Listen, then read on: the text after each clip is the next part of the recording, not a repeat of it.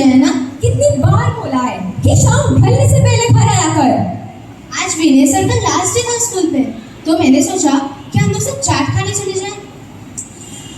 हर बात पे शिवम को मत लाया कर, और ऊपर से वो छोटा है। एनीवेज, कल छुट्टी ले लेना कॉलेज से, तेरी चाची आ रही है, और जाओ अभी खाना लगा दो। कल मेरा बहुत इंपॉर्टेंट लेक्चर है। एक दिन छुट्टी लेगी तो तेरा कुछ बिगड़ नहीं जाएगा।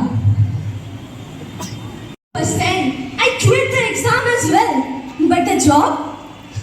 Sorry, the better candidate got in, they said, but the better candidate got only 82%.